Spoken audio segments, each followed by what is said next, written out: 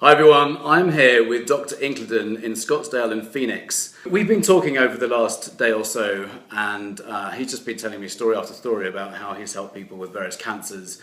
And a few of you have been following what I've done in the kind of realms of cancer, trying to help some people who have been diagnosed with cancer recently who aren't really kind of aware of the possibilities way beyond what we all know. I asked Tom if he'd be able to do this Facebook Live with me to share with you how much more potential there is way beyond what we know to be true in the conventional way of medicine. So you're bringing the best minds all together in one place to produce a synergistic effect with everyone working collaboratively to provide the solution rather than kind of against each other. Right. When I was here last time, I told you that a friend of mine has leukemia. Yeah. A very close friend of mine at home has leukemia. And you showed me the chart of what happens in the standard kind of situation, and you showed me the flow chart from top to bottom, and you said they stop there. Yeah. And you said, yeah. So we still don't know how does this individual's body, how does it react to that drug? There's genetic testing for that as well. And so a really thorough, review or investigation for the patient, we don't just look at what's out there, we also look at, is it safe for them right now? And here's where some interesting things. For the people that actually do this exactly the way you've outlined, they're able to minimize chemo, radiation. In some cases, they don't need surgery. And they're able to do stuff in the supplement world because we use basically very purified components. And yeah, those supplements would be more expensive than, let's say, what they can get in a supermarket or in a chain store. But they're far less expensive than the drugs. Yeah, so and way more. Yeah, I was going to say way more effective than the ones you find in Amazon or whatever. Oh yeah. You're saying over lunch that most people just buy based on the colour of the packaging. Yeah. And yeah, all the companies spend more money on advertising and packaging than they do the actual contents of the. Yeah. So the main point I was making there is that we're able to do things to not only help them beat cancer, but improve their health. So when they're done, our average client is doing triathlons and powerlifting. That's the end result for these people. That's amazing. Well, you got people being told there's nothing that could be done. Well, and the fact is that's a lie. This is going to be my next question because I've got a very close friend of mine whose uncle has been given a 6 months to live diagnosis, and I'm trying to get him to talk with you. And what kind of advice could you give our listeners and him when you're so kind of when you're given that diagnosis? It's like I think you could be totally healthy and have that diagnosis from someone you kind of position as an authority, and for someone to just say that to you, you could almost die from the nocebo effect. It's just like you get the death sentence, you give up. It's a huge psychology thing. So if I'm just really trying to get through to her that there's so much more that he can probably do that's not been provided already. Well, so one thing is, we can choose to live or we can choose to die. Yeah. Right? If someone chooses to die, there's no, you're not going to sell them on trying to live, right? They need a different reason. And if we look at research from Stanford Medical School, from some of the top behavioral therapists in the world, in order for that behavior to change, you have to understand what motivates them and what their triggers are. If you don't know what motivates that individual, the triggers are, science and technology are irrelevant. Worthless. It's useless. It's like you might as well just make up lies. Here you go. Like it won't have any impact. Yeah. Right? So in terms of connecting with the individual, you got to understand what the components of their behavior. And you hear about like 30 days to a change. That's nonsense. That's nothing consistent with what all the top scientists are discovering. Think of it this way. Let's say if I told you you have to stop eating a food that you love. What would that food be? Pick a food you love. It would be red wine. Okay.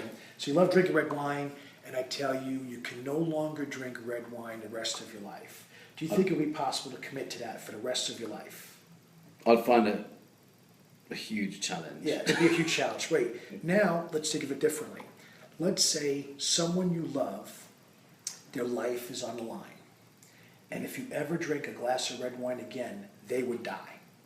then now all of a sudden you could avoid red wine, right? Yeah. So you understand now behavior is the trigger and the motivation. yeah, When we bring love into the equation, all of a sudden everything changes. things change. Tuning now, into here's your the thing, why. like, here's the thing. We didn't take 30 days, right? Yeah. That was almost instant. Yeah, And that's the thing about understanding, science and behavior and psychology, and what it integrates with helping people beat a disease. So the first thing we have to understand is what motivates them. yeah. And this is really, so this is a big, big deal.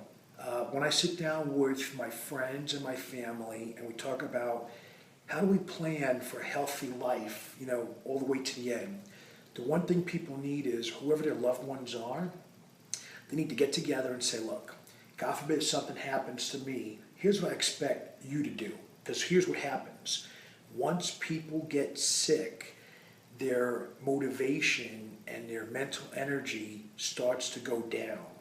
And they become more and more depressed, and eventually every single terminal disease makes us give up mentally. Now I want you to think about this. And they're not conscious of that at all. That's right. So the person giving up, the person with the disease is giving up, and they're not aware of it. They think they're aware of it, but they're not. But their family around can see, wait a minute, this person's changing. Yeah. And that's where your family... Why are they giving up? Right, exactly. And this is where, so if it was like a husband and a wife, or a parent with their child, or a brother and sister, it doesn't matter, but usually it's someone that knows them well. This is when they have to say, wait a minute, man, 10 years ago, if you got this disease, you would have said, F this, I'm beating it. You would never have given up. Yeah. And now all of a sudden, you're ready to die. Why? Yeah. That means something changed, right? Something shifted in their psychology. Right. There's a mental shift in their mindset, and that doesn't sound like you when you were healthy. That sounds like you being beaten down by the disease. Yeah. It's just that it's long term. So what's your suggestion then to people who are family members, support network? So for family members or people supporting, talk to the person frankly and directly. Think about 10 years ago when you were healthy. You were up and running around. You were always gung-ho to do something, or however they were. And let's contrast that with you now. So if you were talking to yourself, would the old you allow this to happen now?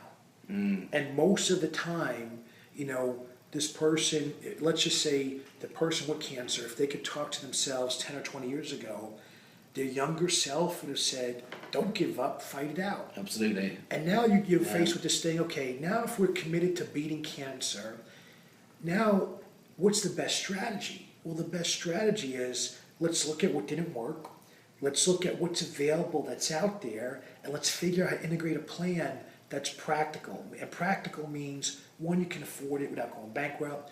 Two, you could implement it based on time and resources available. So I'll give you an example. And to me, that's just foolish.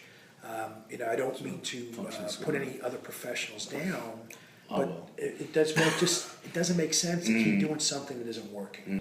I thought then, my friend was stage 4. Okay, stage 4 what? Started with breast cancer, 11 years. She's been living using a cannabis protocol for about 11 years. She looks amazing, actually. I saw her a few nights ago, and I want her to see you. Mm-hmm. She told me that it's stage 4 and it can't go into remission. What are your thoughts on that? Well, the one, that's not true. So here's what I would say. One, if she's had stage 4 for 11 years, that's 11 years of opportunity she could have actually done something, right? She's been trying a few things. It's not just the cancer. It's not just the cannabis, but it's other stuff as well. Yeah. And has your doctor talked to you about sleep? No, never. Has your doctor measured your vitamin D levels? No, never. Has your doctor measured your selenium levels? No, never. So, because in their world, they're looking at chemo. Tales that the doctors are proposing, are they, what data do they have? It's the best fit for your sequencing, genetic type information. And then what have they measured on the immune side? Like, how are they going to show you they're going to build up your immune system? Which no one ever does. They don't. I mean, we do that here. What would you say is the number one method to realign your psychology for healing your body?